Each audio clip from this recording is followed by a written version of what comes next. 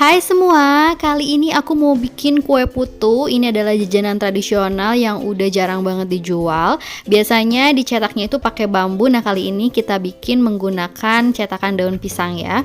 Ini rasanya enak banget. Pokoknya paduan antara pandan, gula merah, dan juga kelapa itu udah nggak pernah salah ya. Udah pasti enak.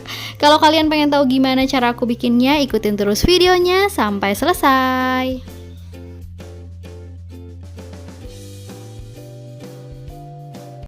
Nah, pertama ini aku bikin untuk taburannya dulu pakai 100 gram kelapa parut ditambah dengan sedikit garam. Lalu diaduk hingga tercampur rata. Setelah itu tambahkan daun pandan biar nanti lebih wangi ya kelapanya. Nah, ini akan aku kukus dulu biar kelapanya itu nggak gampang basi. Nah, di sini aku kukus kurang lebih selama 10 menit ya. Nah, setelah 10 menit kita akan angkat dan biarkan kelapanya ini dingin.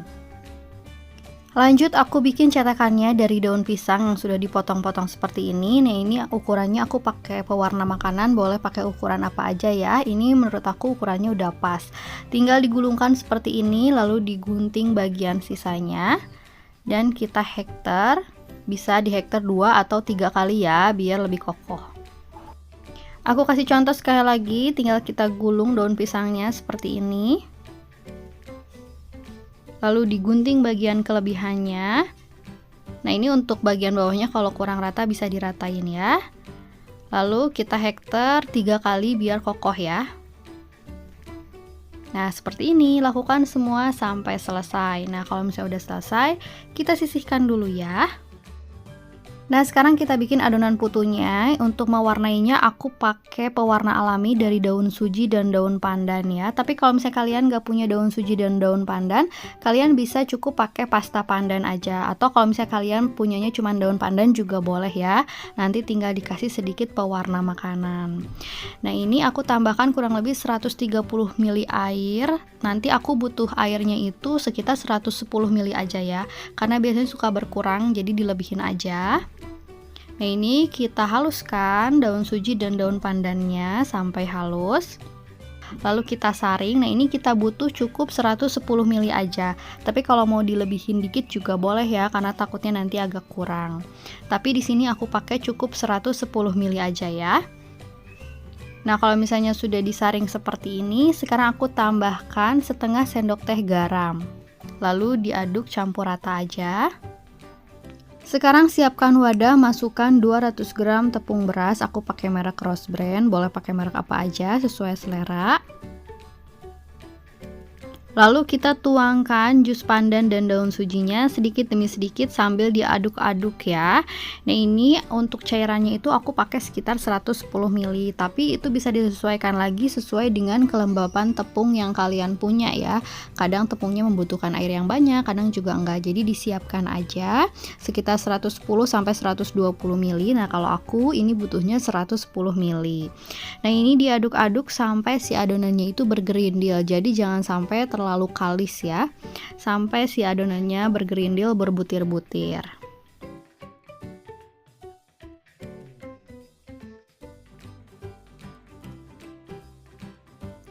Nah, seperti ini adonannya berbutir-butir seperti ini ya, jangan sampai adonannya kalis. Lalu kita saring adonannya seperti ini. Lakukan semuanya sampai selesai.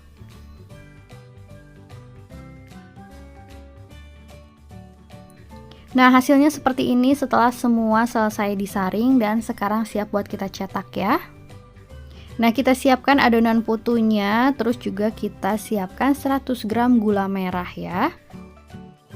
Nah, sekarang kita cetak putunya. Nah, ini cetakannya disiapkan, lalu diisi adonan kurang lebih setengahnya, lalu isi dengan gula merah, lalu diisi lagi dengan adonan putunya. Nah, ini jangan ditekan-tekan, cukup diratakan seperti ini ya.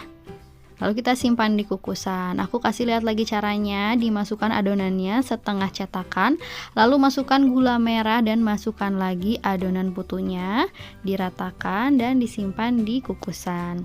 Lakukan semuanya sampai selesai.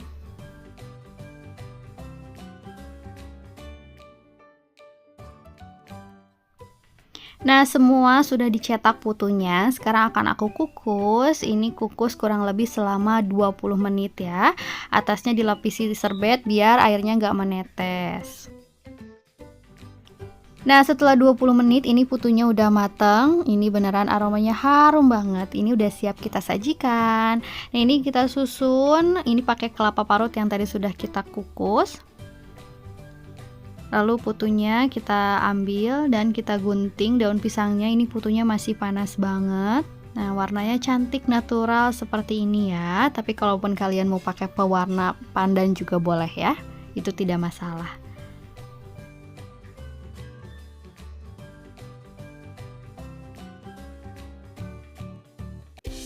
Nah, ini dia kue putunya udah selesai aku bikin. Rasanya enak banget, apalagi dimakan pas anget-anget, gula merahnya lumer, dimakan barengan sama kelapa yang gurih, enak, sedap banget ya. Semoga kalian suka sama video ini. Semoga videonya juga menginspirasi buat kalian yang bingung hari ini mau bikin cemilan apa.